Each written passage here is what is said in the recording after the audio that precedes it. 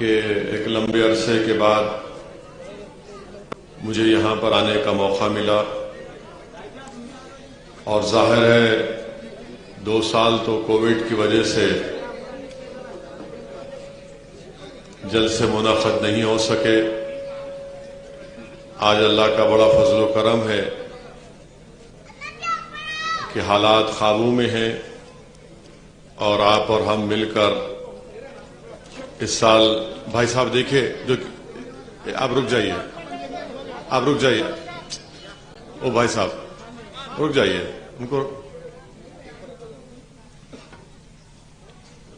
الحمدللہ اللہ سبحانہ و تعالیٰ نے موقع دیا۔ کووڈ کی کمی کے بعد جلسے میلاد النبی اور جلسے رحمت اللہ علیہ صلی اللہ علیہ وسلم منعقد کیے جا رہے ہیں۔ عزیزان ملت اسلامیہ، آپ کو میرے بعد معزز علماء کرام کے بصیرت افروز خطابات کو سننا ہے۔ میں زیادہ دیر آپ کے درمیان میں نہیں کھڑے رہوں گا، بس چند باتیں آپ کے سامنے رکھ کر یہاں سے رخصت ہو جاؤں گا۔ میں نے علماء کرام کی زبانوں سے، ان کی صحبت میں بیٹھ کر یہ سنا کہ انہوں نے فرمایا کہ ماہ ربیع الاول کی ایک بہت بڑی فضیلت ہے، اور انہوں نے کہا کہ اس ماہ مبارک کی فضیلت ماہ رمضان سے بھی بڑھ کر ہے۔ علماء کرام نے یہ فرمایا کہ ماہ رمضان میں اللہ سبحانہ و تعالیٰ نے قرآن کریم کو نازل کیا، تو اس ماہ مبارک میں صاحب قرآن تشریف لائے۔ اللہ قرآن کو رمضان میں نازل کیا تو ماہ ربیع الاول میں اللہ سبحانہ و تعالیٰ نے اپنے حبیب محمد مصطفیٰ صلی اللہ علیہ وسلم کو بھیجا، اور اگر محمد مصطفیٰ صلی اللہ علیہ وسلم نہ ہوتے تو قرآن، رمضان، زکوٰۃ یہ سب چیزیں ہم کو نہیں ملتی، اور اگر ملی ہیں تو صدقہ ہے نبی کریم صلی اللہ علیہ وسلم کا۔ حدیث قدسی ہے کہ اللہ سبحانہ و تعالیٰ فرماتا ہے کہ میرے محبوب اگر آپ نہ ہوتے تو میں اپنی ربوبیت کو بھی ظاہر نہیں کرتا۔ عزیزان ملت، حدیث شریف ہے، حضرت علی رضی اللہ تعالیٰ عنہ سے روایت ہے کہ اللہ کے رسول صلی اللہ علیہ وسلم نے یہ فرمایا کہ اپنی اولاد کو 3 چیزوں کی تربیت دو۔ ایک، اللہ کے رسول صلی اللہ علیہ وسلم سے محبت، دوسرے اللہ کے رسول صلی اللہ علیہ وسلم کے اہل بیت سے محبت، تیسرا ان کو قرآن کی تعلیم دلاؤ، حافظ قرآن بناؤ۔ حدیث شریف میں آیا کہ اس لیے کہ یہ جو لوگ قرآن کے حاملین ہوں گے وہ اس دن اللہ کے سائے میں رہیں گے جس دن کسی کا سایہ نہیں ہوگا سوائے اللہ کے۔ تو علماء کرام نے حدیث شریف میں فرمایا کہ اللہ کے رسول صلی اللہ علیہ وسلم ہم تمام کو یہ پیغام دے رہے ہیں، یہ تعلیم دے رہے ہیں، یہ ہم کو سمجھا رہے ہیں کہ سب سے پہلے اپنی اولاد کو اگر کوئی چیز سکھانا ہے تو اپنے رسول صلی اللہ علیہ وسلم سے محبت۔ تو علماء کرام نے اس حدیث شریف کے بارے میں لکھا کہ اگر کسی کو حافظ قرآن بننا ہے تو اس وقت تک اس کے سینے میں قرآن نہیں اترتا جب تک کہ وہ رسول اللہ صلی اللہ علیہ وسلم سے محبت نہیں کرتا، اور اس وقت تک اس کے سینے میں قرآن نہیں اترتا جب تک وہ اہل بیت سے محبت نہیں کرتا، کیونکہ علماء کرام نے سمجھایا کہ اللہ کے رسول صلی اللہ علیہ وسلم یہ فرما رہے کہ اپنی اولاد کو پہلے اپنے رسول صلی اللہ علیہ وسلم سے محبت کرنا سکھاؤ، پھر اہل بیت سے محبت کرنا سکھاؤ۔ تو میرے عزیز دوستوں اور بزرگوں، میں نے کہیں پر پڑھا، مجھے یاد نہیں آ رہا ہے، کہ شیخ احمد سرندی رحمت اللہ علیہ، جس کو مجدد الف ثانی کے نام سے ساری دنیا میں لوگ جانتے ہیں اور صبح قیامت تک جانتے رہیں گے، یہ وہ شیخ احمد سرندی ہیں جنہوں نے مغل بادشاہ اکبر کے زمانے میں جس نے دین الہی کے نام سے ایک نئے دین کی شروعات کی تھی، تو اس دین الہی کا تعاقب اور اس کے خلاف اگر کسی نے حق کو بلند کیا تو وہ اس شخص کا نام شیخ احمد سرندی رحمت اللہ علیہ تھا۔ تو شیخ احمد سرندی رحمت اللہ علیہ اکثر ایصال و ثواب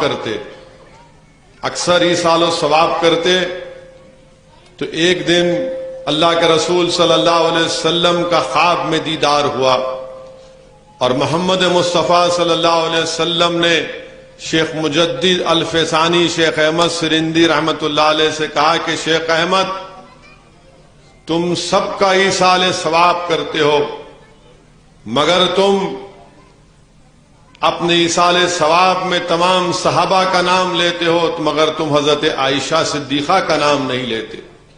کیا تم کو نہیں معلوم کہ میں اکثر رات کا کھانا عائشہ کے گھر میں کھاتا تھا؟ تو شیخ احمد سرندی رحمت اللہ علیہ نے اس کے بعد سے اپنے ہر ایصال ثواب میں وہ ہماری امت کی ماں کا نام لیتے تھے۔ میرے عزیز دوستوں اور بزرگوں، مجھے یہاں پر مفتی احمد یار خان نعیمی رحمت اللہ علیہ کا واقعہ یاد آ رہا ہے۔ آپ مدینہ شریف تشریف لے کر گئے، تفسیر نعیمی مفتی احمد یار خان رحمت اللہ علیہ کی ہے، کسی نے مجھے تحفہ دیا تھا، اور جس عالم دین نے مجھے تحفہ دیا تھا انہوں نے مجھے واقعہ سنایا کہ مفتی احمد یار خان نعیمی رحمت اللہ علیہ مدینہ شریف گئے، اور مدینہ شریف جانے کا مقصد یہ تھا کہ وہاں پر اللہ کے رسول صلی اللہ علیہ وسلم سے اجازت لے کر تفسیر لکھوں گا میں۔ تو مفتی احمد یار خان نعیمی رحمت اللہ علیہ مدینے میں ایک کتاب کی دکان سے گزرے، تو جو علماء کرام ہوتے ہیں ان کے لیے اگر کہیں پر کتاب کی دکان دکھ جاتی ہے تو ان کا حال ایک چھوٹے بچے کی طرح ہو جاتا ہے۔ یعنی ایک چھوٹے بچے کے سامنے اگر آپ اس کو کھلونے کی دکان سے لے کر چلے جاؤ تو پکار کر کہتا ہے کہ ابا امی میرے کو یہ کھلونا دلاؤ۔ تو علماء کرام کے لیے وہ کتاب کی دکان ایک کھلونے کی دکان ہوتی ہے۔ مفتی احمد یار خان نعیمی رحمت اللہ علیہ اس کتاب کی دکان میں گئے، بہت سی کتابیں خریدیں، اور اس کے بعد کتابیں خریدنے کے بعد پیسے ختم ہو گئے، تو ان کو وہ کتاب اس کتاب خانے کا اس دکان کے بچے نے ان کو قلم دکھایا۔ تو مفتی احمد یار خان نعیمی نے پوچھا اس قلم کی قیمت کیا ہے؟ تو کافی قیمت تھی۔ تو انہوں نے کہا کہ نہیں میں اس کو نہیں خرید سکتا، اتنے کتابیں خرید چکا ہوں، اب میرے پاس پیسے نہیں ہے کتاب خریدنے کے لیے۔ چلے گئے۔ دوسرے دن مسجد نبوی میں اسی دکان کا بچہ مفتی احمد یار خان نعیمی کو ملا اور کہا یہ کل آپ میری دکان میں آئے تھے، یہ قلم، تو آپ نے فرمایا کہ میں نے تم سے کل ہی کہہ دیا کہ میرے پاس اتنے پیسے نہیں ہے کہ میں اس قلم کو خرید سکوں۔ تو اس بچے نے کہا کہ نہیں، ایسا نہیں ہے، رات میں رسول اللہ صلی اللہ علیہ وسلم میرے خواب میں آئے اور آ کر مجھ سے کہا کہ میرا غلام احمد یار خان کو یہ قلم تم تحفتاً دے دینا۔ میرے عزیز دوستوں اور بزرگوں، اسی لیے اللہ کے رسول صلی اللہ علیہ وسلم نے حدیث شریف میں فرمایا کہ اپنی اولاد کو اللہ کے رسول صلی اللہ علیہ وسلم سے محبت کرنا سکھاؤ۔ پھر حدیث شریف میں آیا کہ رسول اللہ صلی اللہ علیہ وسلم نے فرمایا کہ اپنی اولاد کو اہل بیت سے محبت کرنا سکھاؤ۔ اور اہل بیت سے محبت ایک بڑا لمبا سبجیکٹ ہے، میں اپنے مختصر سے وقت میں صرف یہی کہوں گا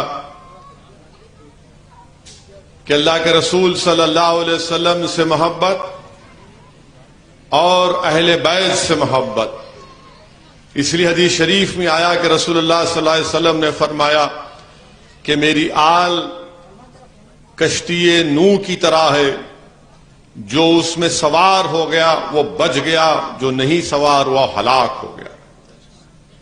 حضرت بلال کا واقعہ کہ حضرت بلال رضی اللہ تعالیٰ عنہ رسول اللہ صلی اللہ علیہ وسلم سے بے انتہا محبت کرتے تھے، بے انتہا محبت کرتے تھے۔ جب رسول اللہ صلی اللہ علیہ وسلم پردہ فرمائے، وصال ہوا، تو صدیق اکبر حضرت بلال پر نظر رکھتے تھے کہ کہیں وہ مدینے کو چھوڑ کر نہ چلے جائیں، کیونکہ حضرت بلال رسول اللہ صلی اللہ علیہ وسلم سے بے انتہا محبت کرتے تھے۔ فاروق اعظم کے دور خلافت آیا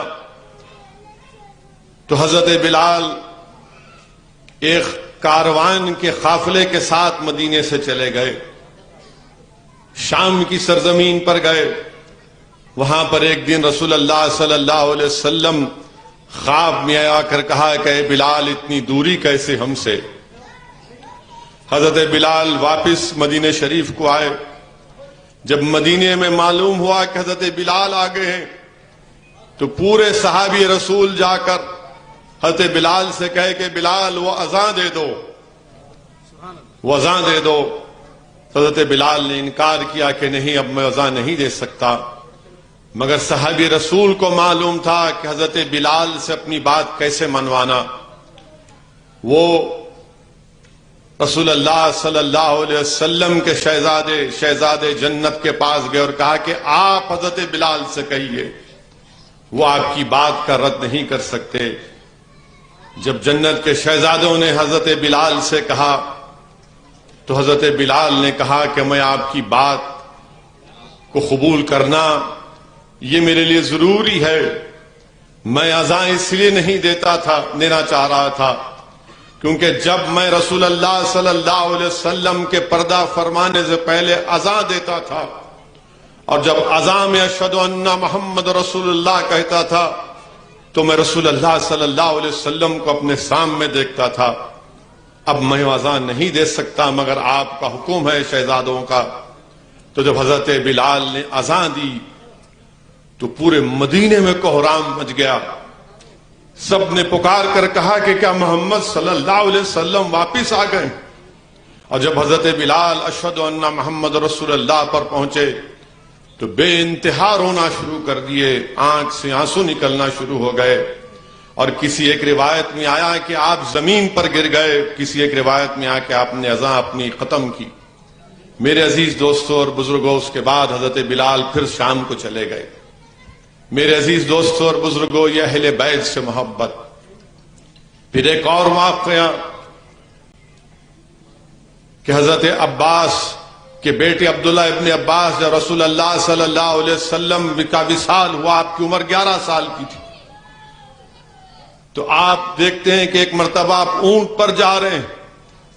ایک صحابی ہیں زید بن ثابت رضی اللہ تعالیٰ عنہ، وہ جب دیکھتے ہیں کہ عبداللہ ابن عباس رسول اللہ صلی اللہ علیہ وسلم کے چچا کے صحابزادے اونٹ پر جا رہے ہیں تو دوڑ کر اونٹ کی رسی کو سامنے پکڑ کر لے کے چلتے ہیں۔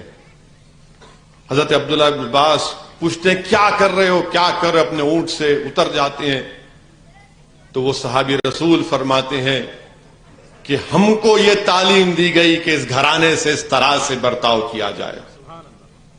تو عبداللہ ابن عباس کیا کرتے ہیں؟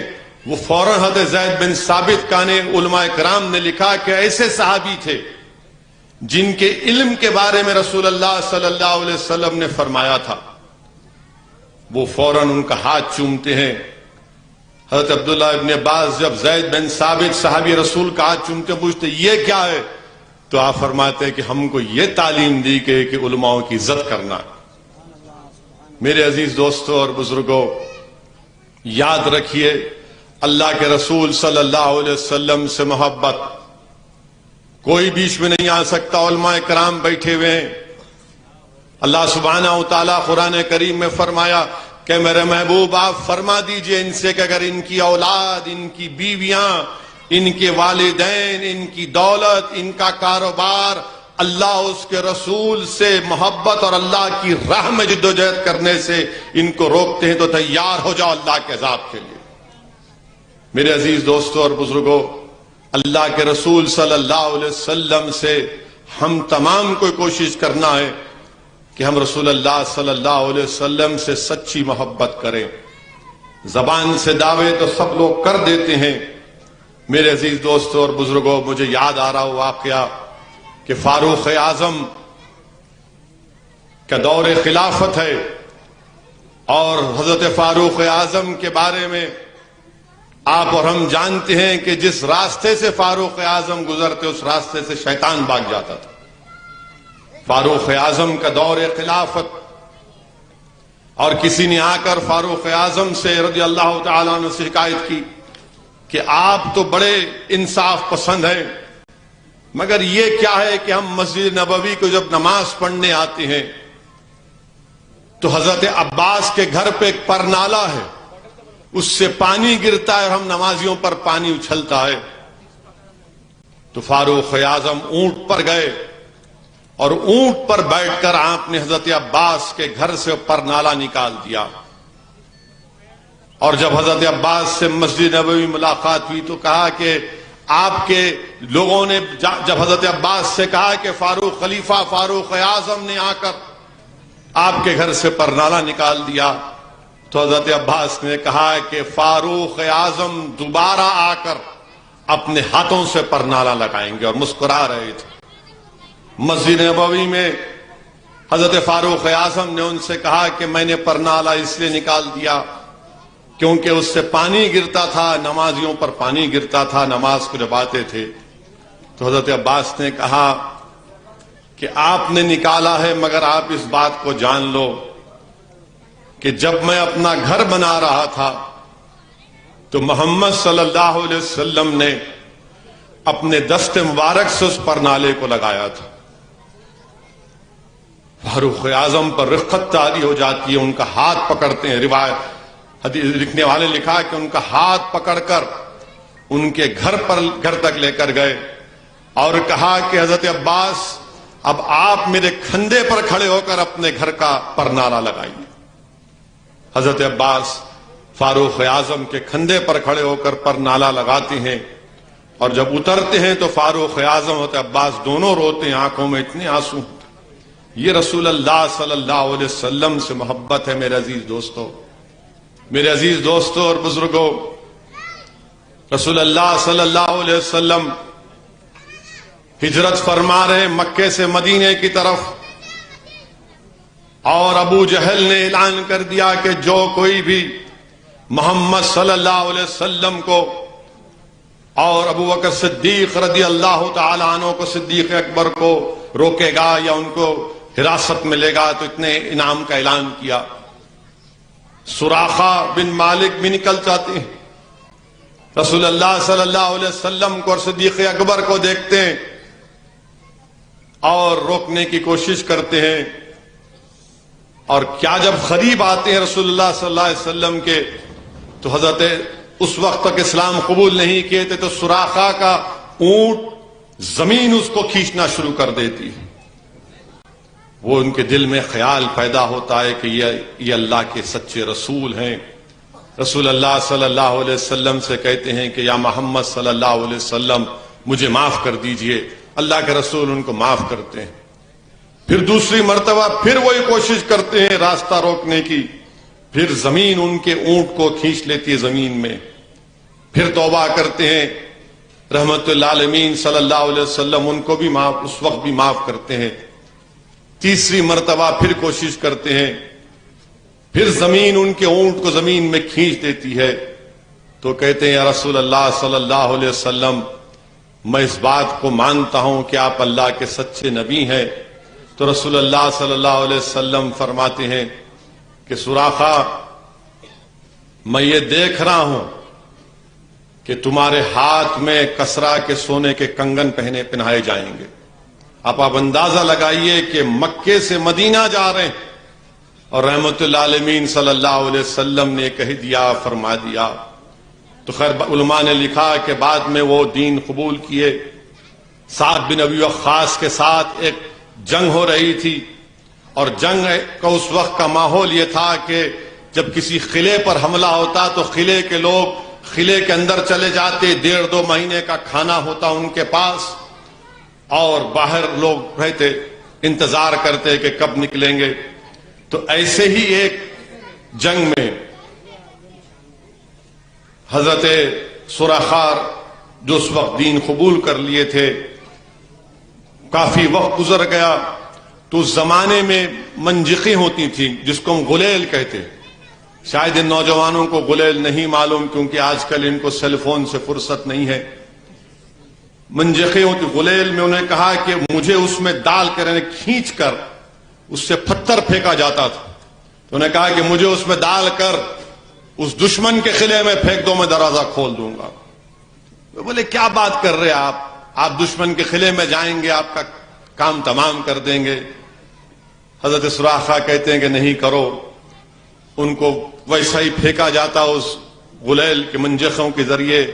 وہ قلعے کا دروازہ کھول دیتے, جنگ ہوتی اور سعد بن ابی وقاص اور مسلمانوں کو کامیابی مل جاتی.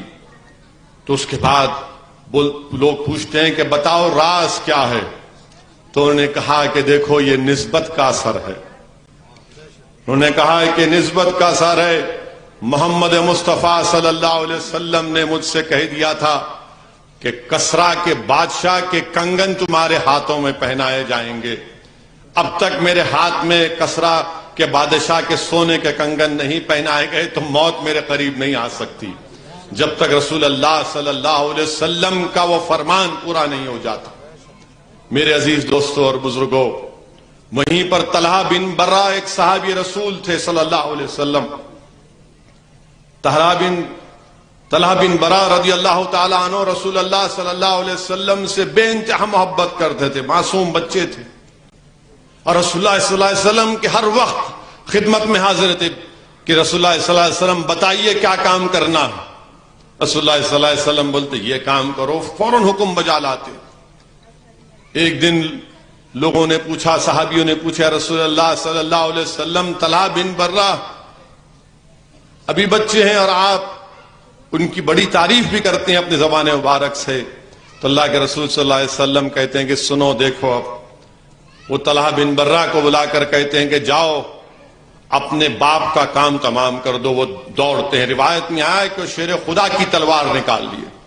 تو رسول اللہ صلی اللہ علیہ وسلم ان کو بلاتے ہیں اور ان کو روکتے ہیں. واقعات میں آیا کہ طلحہ بن برہ بیمار ہو جاتے ہیں اور رسول اللہ صلی اللہ علیہ وسلم دن میں 2 مرتبہ اپنے عاشق کے گھر کو جاتے ہیں, ان کی عیادت کرتے ہیں. اور رسول اللہ صلی اللہ علیہ وسلم ایک مرتبہ جب طلحہ بن برہ کے گھر کو گئے اور اس کے بعد ان کے والد سے کچھ کہا کان میں, پھر رسول اللہ صلی اللہ علیہ وسلم روانہ ہو گئے. تو اس صحابی رسول نے اپنے والد سے پوچھا کہ بتاؤ ابا, اللہ کے رسول صلی اللہ علیہ وسلم نے آپ سے کیا کہا؟ تو نے کہا نہیں تمہارے لیے کی بات نہیں. بولے نہیں, اصرار کرتے بتاؤ. تو ان کے والد ان سے کہتے ہیں کہ مجھے محمد مصطفیٰ صلی اللہ علیہ وسلم نے کہا کہ تمہاری موت ہوگی, تم اس دنیا سے چلے جاؤ گے, اور یہ کہا کہ جب تمہارا انتقال ہو جائے گا رسول اللہ صلی اللہ علیہ وسلم حکم فرمایا کہ ان کو خبر دینی چاہیے. وہ اپنے والد سے وصیت کرتے ہیں کہ ابا ایسا نہیں کرنا آپ, یہ دین اسلام ہے جس میں مرنے والے کے مرنے کے بعد فوراً اس کی آخری رسومات کو ادا کر دیا جاتا ہے. والد کہتے ہیں کہ تمہیں کیا ہوا ہے؟ رسول اللہ صلی اللہ علیہ وسلم کا حکم ہے. تو کہتے ہیں ابا یاد رکھیے رات کا وقت ہوگا, جس راستے سے رسول اللہ صلی اللہ علیہ وسلم کو آنا ہے وہ یہودیوں کے گھر ہے. میں نہیں چاہتا کہ میری موت کی وجہ سے رسول اللہ صلی اللہ علیہ وسلم کو تکلیف پہنچے. آپ میرے انتقال کے بعد, میرے اس دنیا سے جانے کے بعد فوراً مجھے دفن کر دیا جائے. بعد میں رسول اللہ صلی اللہ علیہ وسلم کو معلوم ہوتا ہے. اللہ کے رسول صلی اللہ علیہ وسلم فرماتے ہیں کہ کیوں نہیں بتائے مجھے؟ تو کہتے ہیں کہ رسول اللہ صلی اللہ علیہ وسلم میرے بیٹے نے وصیت کی تھی اور یہ کہا تھا کہ رات میں اگر آپ آئیں گے تو یہودیوں کے گھر ہوں گے تو آپ کو کہیں تکلیف نہ پہنچے. اللہ کے رسول صلی اللہ علیہ وسلم پوچھتے ہیں کہاں ہے طلحہ کی خبر؟ شاف روز جزا ان کی خبر پر جاتے ہیں اور دعا کرتے ہیں کہ یا اللہ جب میرا یہ عاشق تجھ سے ملے گا تو اس کو دیکھ کر مسکرانا. میرے عزیز دوستوں اور بزرگوں, ہم کو اور آپ کو پوری یہ کوشش کرنا ہے کہ ہم رسول اللہ صلی اللہ علیہ وسلم سے سچی محبت کریں. اور یاد رکھیے میرے عزیز دوستوں اور بزرگوں، قرآن کریم میں اللہ سبحانہ و تعالیٰ نے فرمایا کہ اللہ کی اطاعت کے ساتھ رسول کی اطاعت کرو. پھر آگے اللہ سبحانہ و تعالیٰ قرآن کریم میں فرماتا ہے کہ رسول کی اطاعت اللہ کی اطاعت ہے. پھر اطاعت اور اتباع رسول کو اللہ فرما رہا ہے کہ میری محبت کا ذریعہ ہے.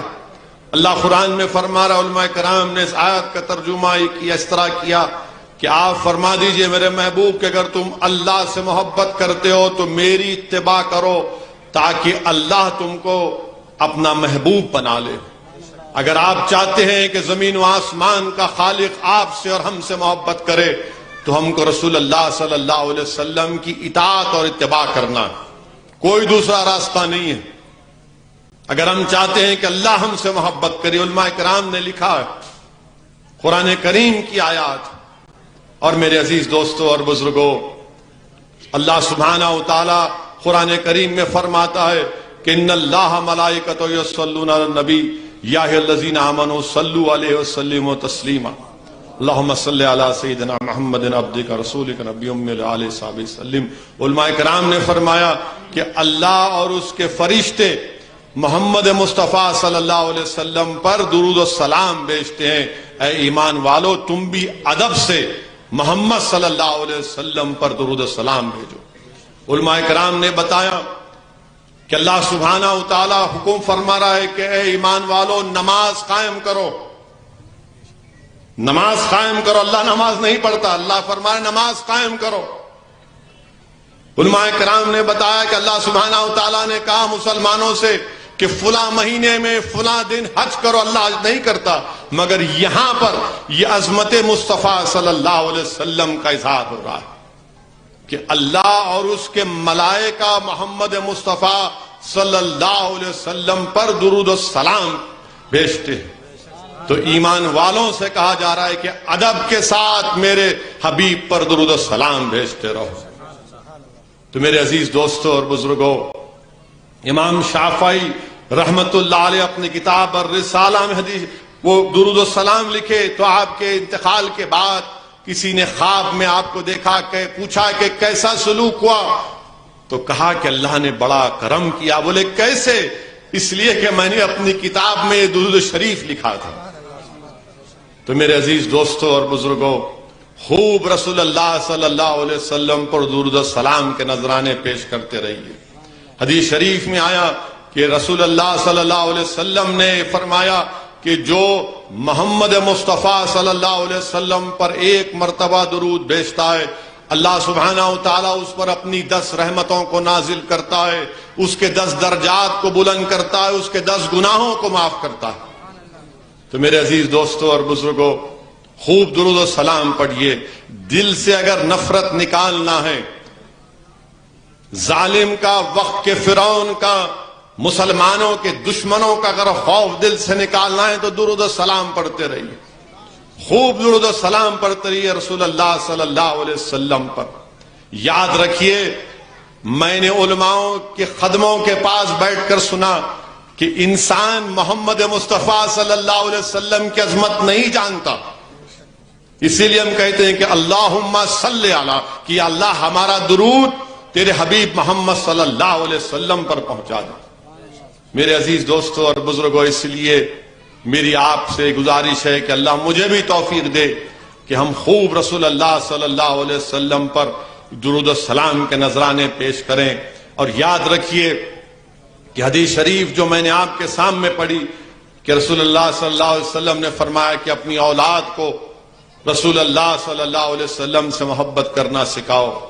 حضرت انس رضی اللہ تعالی عنہ سے روایت ہے کہ کسی نے آ کر رسول اللہ صلی اللہ علیہ وسلم سے پوچھا کہ قیامت کب آئے گی، تو رحمت اللہ عالمین صلی اللہ علیہ وسلم نے فرمایا کہ تم نے اس کے لیے کیا تیاری کی؟ تو اس شخص نے کہا، صحابی رسول نے کہا، یا رسول اللہ صلی اللہ علیہ وسلم کچھ تیاری نہیں کیا، صرف اتنی تیاری ہے میرے پاس کہ میں آپ کو اور اللہ کو سب سے زیادہ چاہتا ہوں. تو رسول اللہ صلی اللہ علیہ وسلم نے فرمایا کہ تم جس سے محبت کرتے اسی کے ساتھ رہو گے۔ تو میرے عزیز دوستوں اور بزرگوں، دنیا میں اگر تم کسی ظالم سے محبت کرتے ہو، اگر تم دنیا میں کسی ایک گناہگار سیاستدان سے محبت کرتے ہو، تم دنیا میں اگر کسی برسر اقتدار جماعت کے میلے سے محبت کرتے ہو، تو یاد رکھو اللہ کے رسول صلی اللہ علیہ وسلم کا فرمان ہے تم جس سے محبت کرتے ہو اسی کے ساتھ رہو گے۔ اگر ہم رسول اللہ صلی اللہ علیہ وسلم سے محبت کرتے ہیں تو حضرت انس حدیث شریف میں حدیث لکھتے ہیں کہ میرے اعمال گو محمد صلی اللہ علیہ وسلم کے برابر نہیں، صدیق اکبر کے برابر نہیں، فاروق اعظم کے برابر نہیں، مگر محبت کی بنا پر میں ان کے ساتھ رہوں گا۔ تو میرے عزیز دوستوں اور بزرگوں، یہی چند گزارشات میں اپنی گناہگار زبان سے آپ کے سامنے عرض کرنے کی اللہ نے مجھے موقع دیا، سعادت دی۔ میری آپ تمام سے ہی گزارش ہے کہ اپنے ہمت اور حوصلے کو بلند رکھیے، ڈرنے اور گھبرانے کی ضرورت نہیں ہے۔ یاد رکھیے آج ہمارے وطن عزیز میں جو ظلم اور ستم کے واقعات ہم دیکھ رہے ہیں، مسلمانوں پر ظلم کیا جاتا ہے، مسلمانوں کے حقوق نہیں دیے جاتے، مسلمانوں کو عزت نہیں دی جاتی، بلکہ ہمارے وطن عزیز جس کو ہمارے بزرگوں نے اپنے خون سے، اپنی قربانیوں سے انگریزوں سے آزاد کروایا، اس ملک کی بعض ریاستیں ایسی ہیں جہاں پر ایسا لگتا ہے کہ مسلمان ایک کھلی جیل میں اپنی زندگی گزار رہا ہے، جہاں پر اس کو چین اور اطمینان سے سانس لینے کی بھی اجازت نہیں ہے۔ آپ بتائیے میرے عزیز دوستوں اور بزرگوں کہ ہمارے وطن عزیز میں جس کو انگریزوں کی 200 سالہ غلامی سے اگر کسی نے آزاد کیا تو اس میں شہید ٹیپو سلطان کا بھی خون، اس میں علامہ فضل خیر آبادی کا بھی خون، اور آج ہمارے وطن عزیز میں گجرات کی ایک سرزمین پر 5 مسلمانوں کو پتھر پھینکنے کے شک کی بنیاد پر روڈ پر لا کر ویڈیو نکال کر مجمع کو جمع کر کے مسلمانوں کو مارا اور پیٹا جاتا ہے۔ ہم ان مارنے والوں سے کہنا چاہ رہے ہیں کہ تم نے اپنا ظلم تو دکھا دیا، مگر تم اسلام کی تاریخ کو نہیں جانتے، تم اسلام کی تاریخ کو نہیں جانتے۔ حضرت بلال کے واقعات کو تم نہیں جانتے کہ جب حضرت بلال نے اسلام کو قبول کر لیا، رسول اللہ صلی اللہ علیہ وسلم کو اپنا آقا مان لیا اور اشہد ان لا الہ الا اللہ و اشہد ان محمد رسول اللہ کا اعلان کر دیا، تو مکے کی سرزمین پر حضرت بلال کو گرم گرم ریت پر لٹا کر بڑے بڑے پتھر ان کے سینے پر رکھ دیے جاتے، اور لوگ کہتے کہ بلال کہاں ہے تمہارے محمد صلی اللہ علیہ وسلم، کہاں ہے تمہارے آقا، کہاں ہے تمہارا اللہ؟ تو حضرت بلال یہ کہتے ہیں کہ اللہ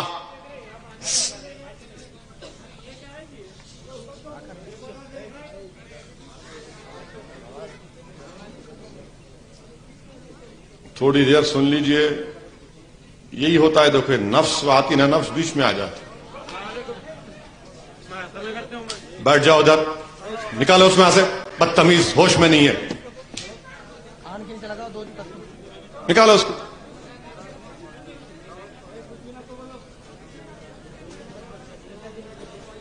میرے عزیز دوستوں اور بزرگوں، آپ سے ہی عرض کر رہا تھا میں کہ ہم کو اپنے حوصلوں کو بلند رکھنا ہے اور پورے استقامت کے ساتھ ہم کو اپنا کام کرنا ہے، اپنے دین پر چلنا ہے، اپنی مسجدوں کو آباد رکھنا ہے، اور میں اپنی عزتدار ماں اور بہنوں سے یہ عرض کر رہا ہوں کہ آپ کو پوری بلا خوف آپ حجاب پہنیے، برقع پہنیے، نقاب پہنیے، چادر اوڑھیے، مگر یاد رکھیے ظالم کے ظلم کے ڈر سے ہم اپنے دین کو نہیں چھوڑ سکتے، نہ چھوڑیں گے انشاءاللہ تعالی۔ میرے عزیز دوستوں اور بزرگوں، میری عزتدار ماں اور بہنوں، شہزادی جنت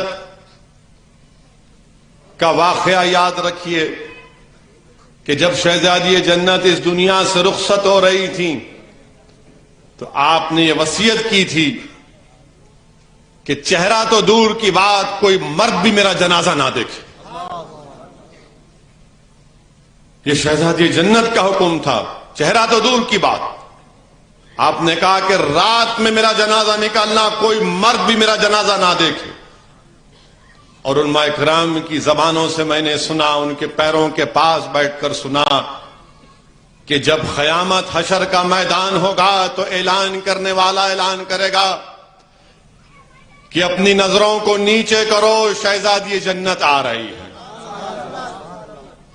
تو میری عزت دار ماں اور بہنوں، آج اس دور میں اگر کوئی ہم کو ڈرائے گا کہ نہیں تم داڑھی نہیں رکھ سکتے، ٹوپی نہیں پہن سکتے، کوئی داڑھی کو کاٹے گا، کوئی تھپڑ مارے گا، کوئی چاقو مارے گا، کوئی چادر کھینچے گا، تو یہ سب ہماری تاریخ میں ہو چکا ہے۔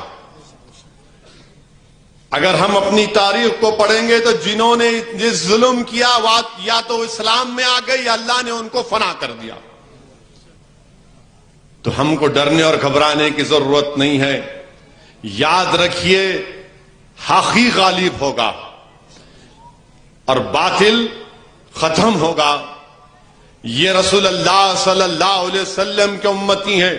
اللہ اس دین کو غالب کرے گا، اس شریعت کو برقرار رکھے گا صبح قیامت تک انشاءاللہ تعالی۔ ہماری ذمہ داری ہے کہ ہم اللہ کی رسی کو مضبوطی سے تھام کے رکھیں۔ لوگ آج نوجوان ڈر جاتے ہیں کہ نہیں، گجرات میں مسلمانوں کو روڈ پر لا کر لٹوں سے مارا گیا۔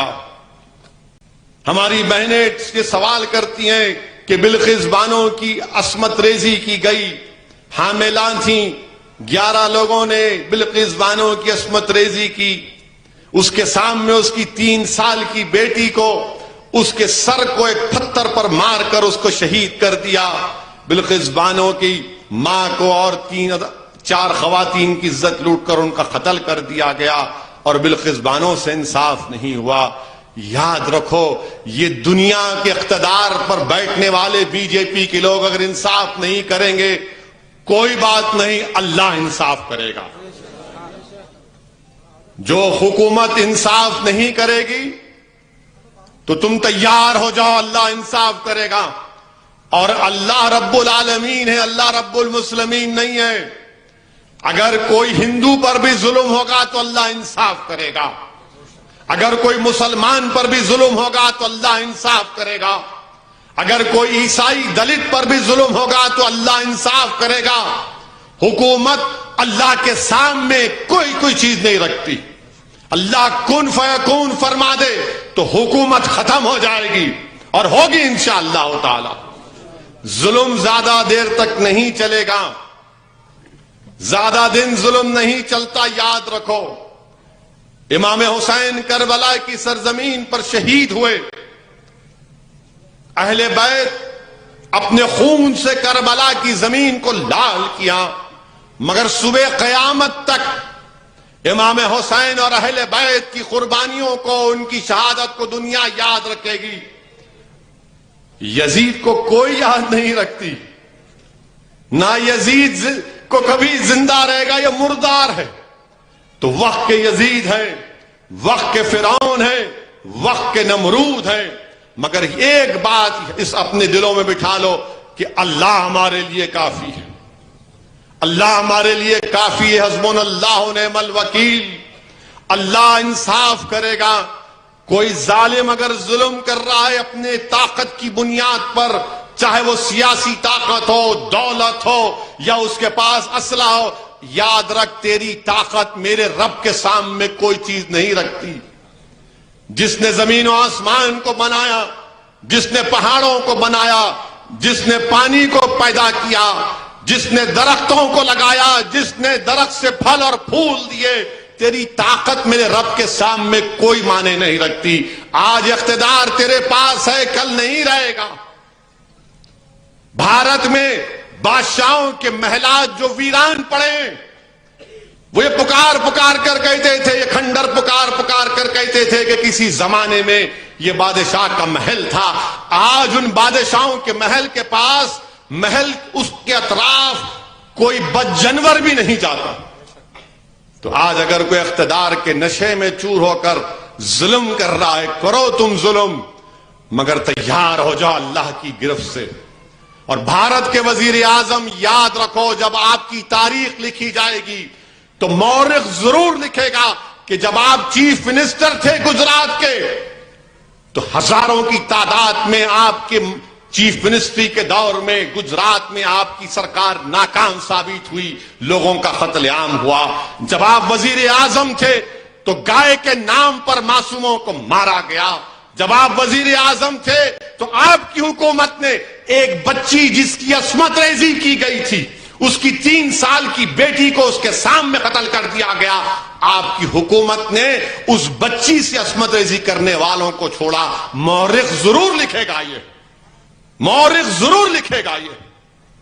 تیار ہو جاؤ، اگر آج تم اقتدار میں کرسیوں پر بیٹھے ہو تو کل نہیں ہوگا تمہارے پاس۔ نمرود کو بھی بڑا زعم تھا کہ میں اقتدار میں رہوں گا، آج کہاں ہے نمرود؟ فرعون کو بھی بڑا زعم تھا، یزید کو بھی تھا، ہلاکوں کو بھی تھا۔ میرے عزیز دوستوں اور بزرگوں، میرے بولنے کا بتلانے کا مقصد ایک ہی ہے کہ بھارت کے مسلمانوں کو اپنے حوصلے بلند رکھنا ہے۔ ہم کو ڈر اور خوف کو اپنے قریب آنے نہیں دینا ہے۔ یہ وطن ہمارا ہے اور رہے گا۔ اب ہم یہاں سے کوئی دوسرے ملک کو چھوڑ کے جانے والے نہیں ہیں۔ وہ احمق تھے، پاگل تھے جو دوسرے ملک کو بنا اور وہاں پر گئے، وہ بزدل تھے۔ ہم بہادر ہیں، یہاں پر رہیں گے۔ یہ خواجہ اجمیری کا ملک ہے، یہ خواجہ اجمیری کا ملک ہے، ہم رہیں گے یہاں پر۔ ہمارے آبا و اجداد نے، ہمارے بزرگوں نے نہرو، گاندھی کے ساتھ مل کر، نیتا جی سبھاش چندر بوس کے ساتھ مل کر ہم نے اس ملک کو انگریزوں کی غلامی سے آزاد کروایا۔ اب کوئی آ کر ہم کو بولیں گا نہیں نہیں اب تم ایسا نہیں کرنا، کیوں برقع پہنتے، کیوں اتنے بچے پیدا کرتے، یعنی ہر چیز سے ہماری نفرت آپ کو ہے۔ میں ہماری ماں اور بہنوں سے کہنا چاہ رہا ہوں کہ مسلمانوں کا جو برتھ ریٹ ہے، TFR جس کو کہتے ہیں، ٹوٹل فرٹیلٹی ریٹ، سب سے زیادہ گرا ہے وہ مسلمانوں کا گرا ہے۔ تو آپ کو ڈرنے اور گھبرانے کی ضرورت نہیں ہے۔ یہ بار بار نہیں، پاپولیشن بڑھ رہا، RSS بولتی پاپولیشن بڑھ رہا۔ کیسے بڑھ رہا پاپولیشن؟ نہیں، وہ بنگلہ دیش سے گھس کے آ جا رہے۔ تو کیا آپ کی جو BSF ہے سوری بریانی کھا کے سوری؟ بارڈر پر تو BSF ہے نا، نہیں بنگلہ دیش سے آ کے مذہب تبدیل کرتے رہے۔ ہاں ایسا کیسا تبدیل ہو رہے؟ اچھا، بنگلہ دیش کی اکانومی بھارت سے اچھی ہے، بنگلہ دیش میں بے روزگاری بھارت سے کم ہے، بنگلہ دیش کا پر کیپٹا انکم بھارت سے اچھا ہے، مگر ان الٹا نے بنگلہ دیش سے آ رہے۔ آپ کی BSF، ہماری BSF کیا کر رہی؟ پھر بولتے کہ نہیں دھرم پریورتن ہو رہا ہے۔ کیسے ہو رہا ہے دھرم پریورتن؟ کہاں دھرم پریورتن ہو رہا ہے؟ آپ کو اتنا ڈر کیوں ہے؟ جمہوریت میں کوئی اسلام کو بھی قبول کر سکتا ہے، کوئی ہندوازم کو بھی قبول کر سکتا ہے، کوئی بدھزم کو بھی قبول کر سکتا ہے۔ یہ جمہوریت ہے، اور بھارت کا آئین یہ کہتا ہے کہ اس ملک کا کوئی مذہب ہی نہیں ہے، جو کسی خدا کو نہیں مانتا وہ بھی بھارت کا برابر کا شہری ہے۔ مگر BJP RSS کو نہیں، بنگلہ دیش سے گھس کے آ رہے، نو بچے پیدا کر رہے اور دھرم پریورتن ہو رہا۔ چوتھان کچھ نہیں بولیں گے۔ یہ پرانا ایک کیسٹ ان کے پاس ہے، 50 سال سے وہی کیسٹ بجا رہے۔ ارے بے روزگاری پہ بات کرو، بے روزگاری نوجوانوں کا مخدر بن گیا، اس پہ بات کرو، نہیں بات کریں گے۔ آپ کو معلوم روز ایک دن میں 20 کروڑ لوگ بھوکے سوتے ہیں اس ملک میں۔ اس پہ بات کرو. 20 کروڑ لوگ بھوکے سوتے ہیں, کھانا کھلاؤ ان کو. اور ہم تم کو بتا رہے ہیں کہ ہمارا دین کیا کہتا ہے. ہمارے نبی صلی اللہ علیہ وسلم نے کیا فرمایا جب ہجرت کی مدینے کو, تو رحمت اللہ علیہ صلی اللہ علیہ وسلم نے حکم فرمایا کہ ایک دوسرے کو سلام کرو اور کھانا کھلاؤ. اللہ قرآن میں فرما رہا ہے کہ جو لوگ یتیموں کو, قیدیوں کو, مسکینوں کو کھانا کھلاتے ہیں اور کہتے ہیں کہ ہم کو تو اس کا کوئی اجر نہیں چاہیے, ہم صرف اللہ کے خوف سے اور اس دن کے خوف سے تم کو کھانا کھلا رہے ہیں. یہ آخر میں نعرہ لگائیں گے, پہلے سنو بات. اب کھانا کھا کیا ہے شاید انہوں نے.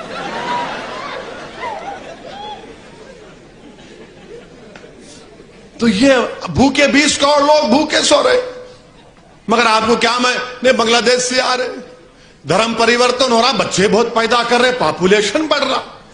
کہاں بڑھ رہا پاپولیشن؟ بھائی گورنمنٹ کا ڈیٹا ہے نا, پردھان منتری شری موڈی کا ڈیٹا ہے, میرا نہیں ہے. وہ کہہ رہے ہیں سپریم کورٹ میں جواب داخل کیے کہ ہم کو 2 بچوں کا قانون نہیں بنانا ہے.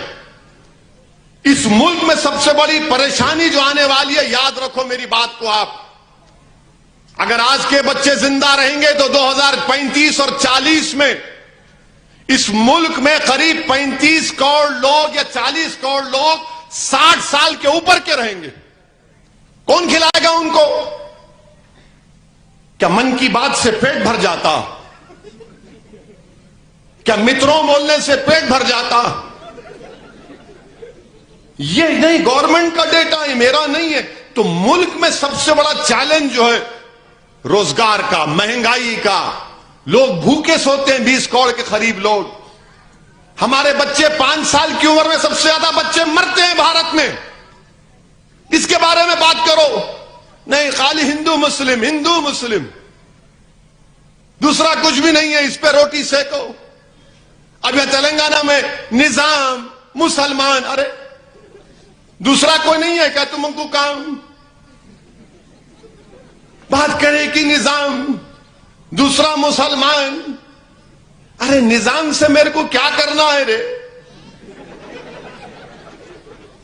ان حکومت تھی ان کی, انہوں چلے گئے. ہاں میں مسلمان ہوں, بھارت کا مسلمان ہوں. ہمارا تعلق کس سے ہے؟ تر باز خان سے ہے, مولوی علاؤدین سے. وہ مکہ مسجد کے امام تھے, مکہ مسجد سے جلوس نکالا اور حیدرآباد کے سلطان بازار کے پاس انگریزوں کی ریزیڈنسی کے پاس کھڑے ہو کر انگریزوں سے مقابلہ کیا, گولی چلی.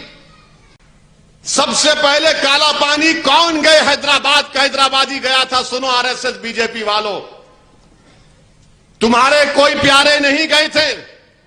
حیدرآباد سے سب سے پہلا شخص جو گیا کالا پانی میں, اس کا نام تھا مولوی علاؤدین. وہیں پر شہید ہوئے. اور تمہارے پیارے ساورکر تو لو لیٹر لکھے 6 انگریزوں کو, معاف کر دو, معاف کر دو, معاف کر دو.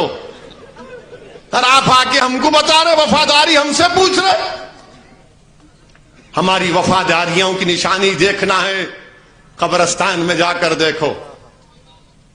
ہم اپنی ماں کی کوکھ سے پیدا ہوتے تو زندہ رہتے ہیں اس ملک میں, حق کی لڑائی لڑتے ہیں, اللہ کی وحدانیت کا اقرار کرتے ہیں, اپنے نبی محمد مصطفیٰ صلی اللہ علیہ وسلم کے غلامی کا توغ ڈال کر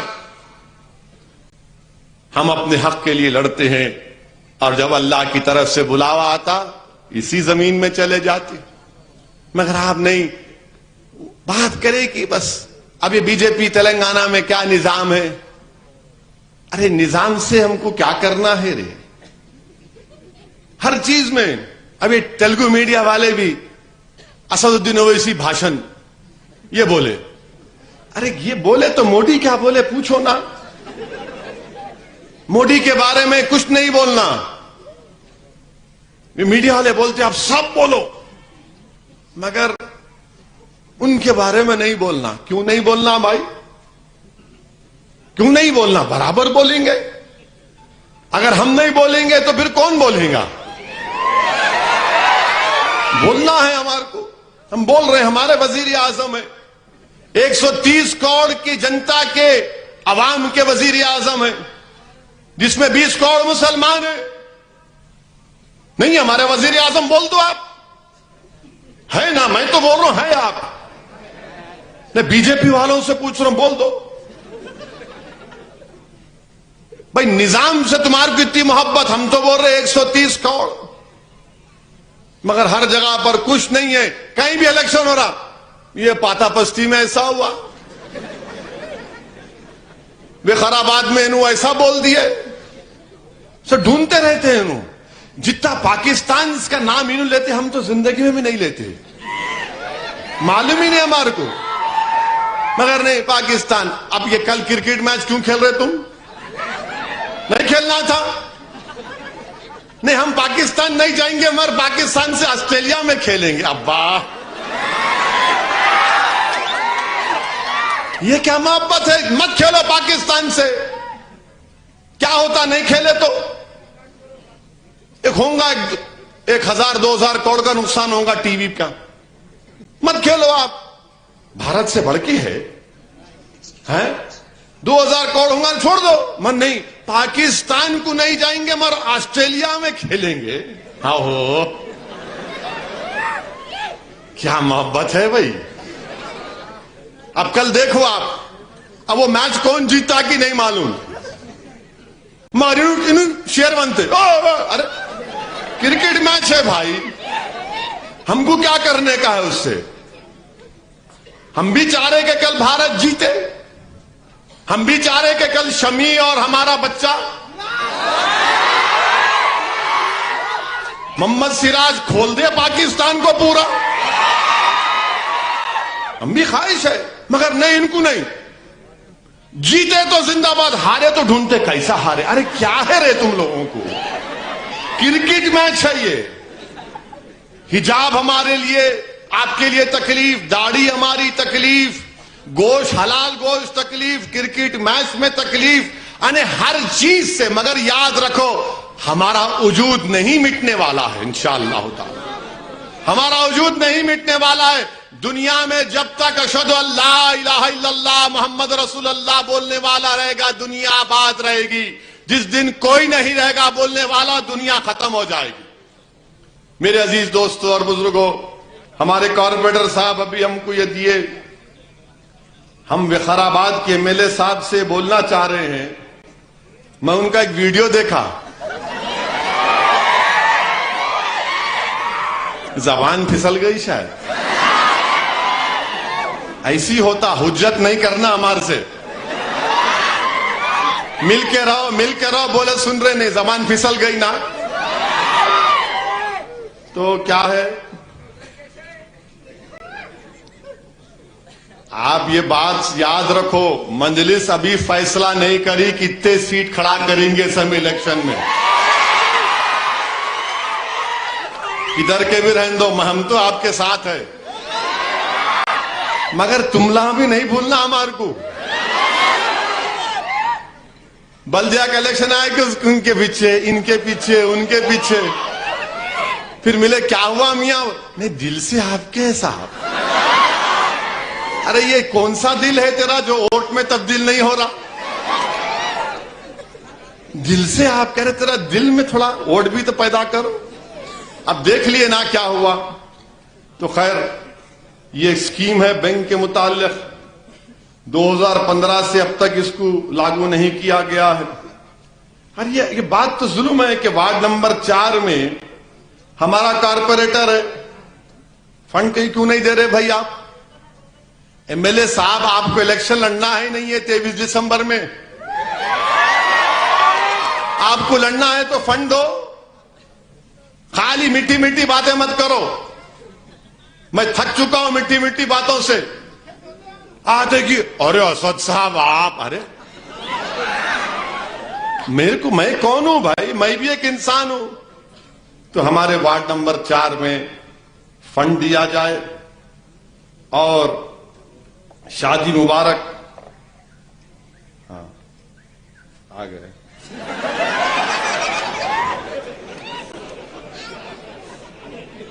शादी मुबारक के 1.5 سال سے پینڈنگ ہے گھر.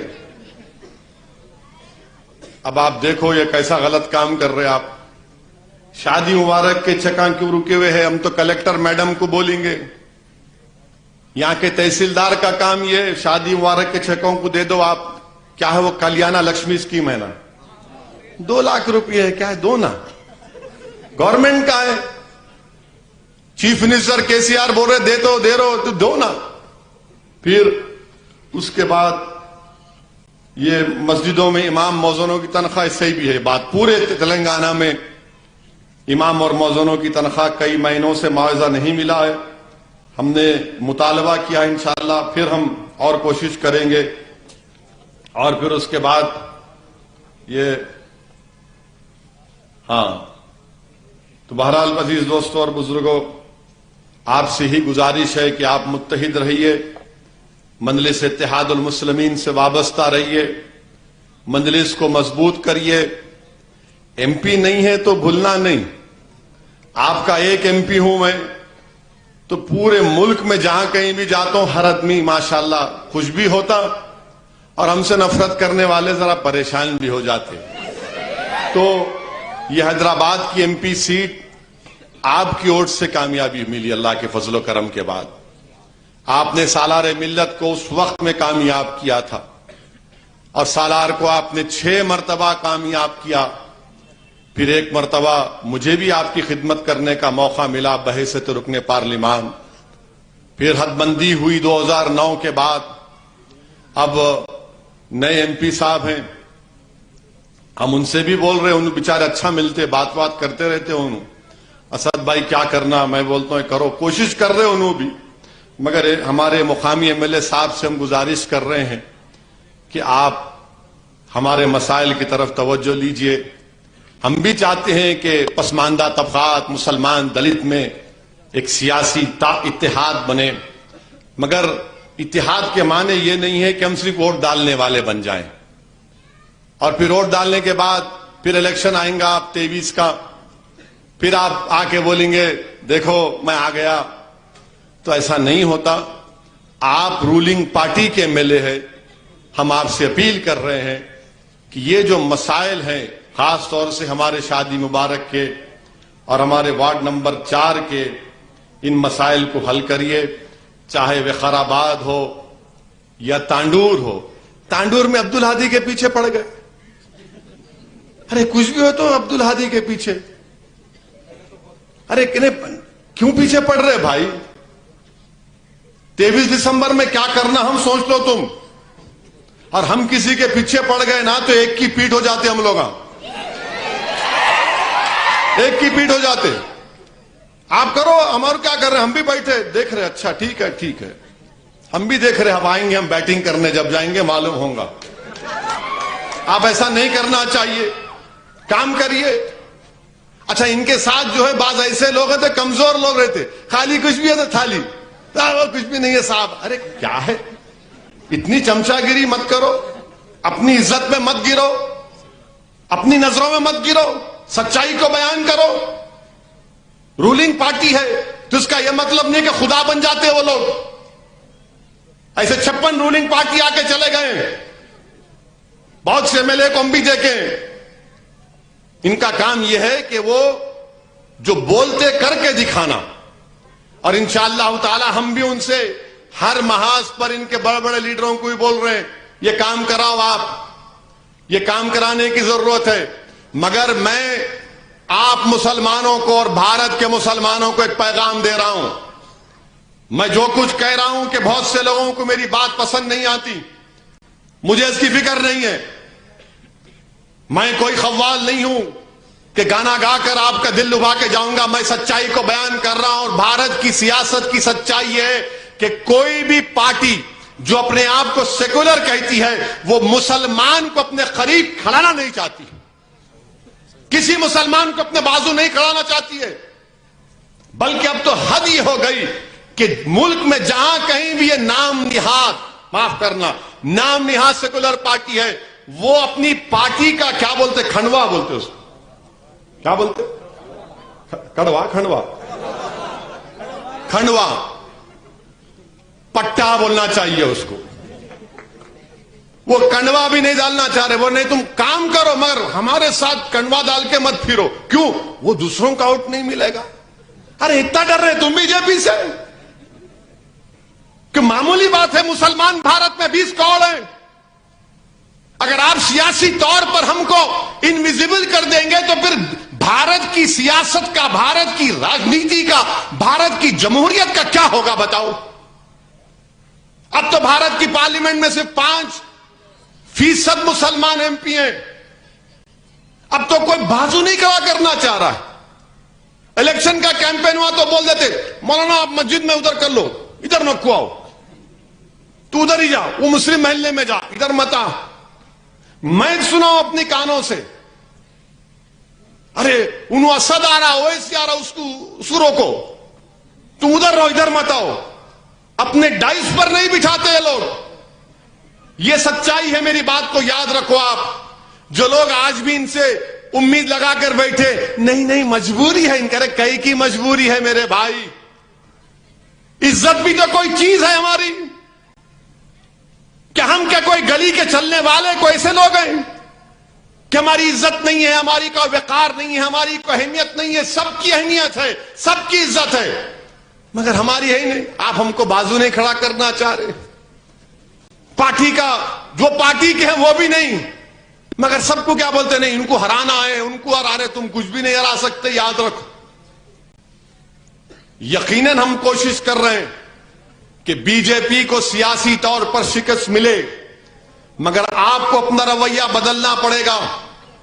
یہ کیا بات ہے کہ آپ مجھے ہاتھ لگانے سے ڈر رہے ہیں؟ کیا میں 133 kV کا الیکٹریسٹی کا وہ ہے کیا میرے پاس؟ ہاتھ لگاتے کی شاٹ لگیں گا تم کو؟ نہیں، آپ سمجھو بات کو. کیا سمجھنا بابا؟ عزت اور اہمیت ضروری ہے ہمارے لیے. تو یہ پیغام ان لوگوں کے لیے ہے جو اپنا سیاسی مقصد، جو اپنے سیاسی عزائم کی تکمیل کے لیے ان پارٹیوں میں جا کر بیٹھے. کچھ ہونے والا نہیں ہے پیارے، آ جاؤ یہاں پر، آؤ لڑو. ہم اپنا عزت اور مقام پیدا کریں گے. تم ایک چند نام نہاد پوسٹوں کے لیے اپنی اہمیت کو، اپنی عزت کو مت گواؤ. خدا کے لیے تم اپنی طاقت کو نہیں جانتے. تم ایک ہو جاؤ، یاد رکھو سب چیزیں ختم ہو جائیں گی. میرے عزیز دوستوں اور بزرگوں، میری آپ تمام سے اپیل ہے کہ اتحاد پیدا کریے، متحد رہیے، اور یقیناً تلنگانہ کو ہم اور مضبوط دیکھنا چاہتے ہیں. تلنگانہ میں اور ترقی ہو. تلنگانہ بھارت کا سب سے بہترین ریاست بنے، یہ ہمارا خواب ہے. اور وہ خواب کیسے پورا ہوگا؟ جو سب کو برابری کی عزت ملے گی، اور ملنا بھی چاہیے. ہم بھی چاہتے ہیں کہ تلنگانہ میں فرقہ پرستی نہ بڑھے. ہم بھی چاہتے ہیں کہ تلنگانہ میں فسطائی طاقتوں کی طاقت کو کمزور کیا جائے. ہم بھی چاہتے ہیں کہ تلنگانہ کی جو تہذیب اور تمدن ہے، جو بھائی چارہ ہے، وہ اور مضبوط ہو. مگر یاد رکھو، اگر تم یہ سمجھو گے کہ میں بینڈ باجا والا ہوں، نہیں، میں بینڈ باجا نہیں بجاؤں گا. میں تمہارا بینڈ باجا نہیں بجاؤں گا. میں تمہارا بینڈ باجا بجانے والا نہیں ہوں کہ تم دولہے ہیں، الیکشن آیا میں بینڈ باجا بجاتا ہوں، اور تم الیکشن جیت جاتے اور بینڈ باجا والا کہاں جاتا معلوم آپ کو؟ کبھی دیکھے بارات میں بینڈ باجا بجانے والا، اس کو دولہے کے ساتھ شادی خانے میں جانے کی اجازت نہیں رہتی، باہر بجا نکل. تو آپ سے میری گزارش یہ ہے کہ آپ اپنی اہمیت کو سمجھو. مجلس آپ کی جماعت ہے، اس کو آپ کے بزرگوں نے مضبوط کیا ہے، اس کو آپ کے اسلاف نے اپنے خون سے، اپنے آنسوؤں سے اس جماعت کو مضبوط کیا ہے. آج میں ہوں، کل نہیں رہوں گا، مگر جماعت آپ کی ہے. یہ آپ کی شناخت ہے، یہ آپ کی طاقت ہے، یہ آپ کے بزرگوں کی قربانی کی نشانی ہے، یہ آپ کے اتحاد کی نشانی ہے، یہ آپ کی سیاسی سوچ کی کامیابی. اسی لیے میرے عزیز دوستوں اور بزرگوں، مجلس کو مضبوط کریے، اور انشاءاللہ تعالی میں بھی کوشش کرتا رہوں گا کہ حیدرآباد کا جو پرانا پارلیمانی حلقہ ہے، میں اس میں آتا رہوں. میں بھی مانتا ہوں کہ مجھ سے بھی غلطی ہوئی ہے، مجھے بھی زیادہ یہاں آنا چاہیے تھا. آپ کی شکایت صحیح ہے. کسی نے مجھ سے فون کر کے کہا، اسد صاحب آپ پورے ملک میں جا رہے، ہمارے پاس ہی نہیں آ رہے، تو آپ بالکل مطمئن رہیے، میری سیاسی زندگی کا آغاز آپ ہی کے بیچ میں سے ہوا ہے۔ میں کہیں پر نہیں جانے والا ہوں۔ ہاں، اگر میں کہیں پر جاؤں گا تو یہیں پر آؤں گا۔ اگر میں کہیں جا رہا ہوں تو آپ کی دعاؤں کی وجہ سے جا رہا ہوں، اور اگر میں گجرات میں الیکشن لڑ رہا ہوں تو اپنے لیے نہیں، وہاں کے مظلوم عوام کو انصاف دلانے کے لیے، تاکہ روڈ پر کسی مسلمان کو لا کر مارا نہیں جائے، تاکہ کسی بچی کی عصمت ریزی کرنے والے ظالموں کو، اس کی بچی کا قتل کرنے والوں کو دوبارہ کوئی حکومت نہ چھوڑ دے۔ یہ ہماری کوشش ہے، اس میں آپ کی دعاؤں کی اور تعاون کی ضرورت ہے۔ وآخر الدعوان الحمدللہ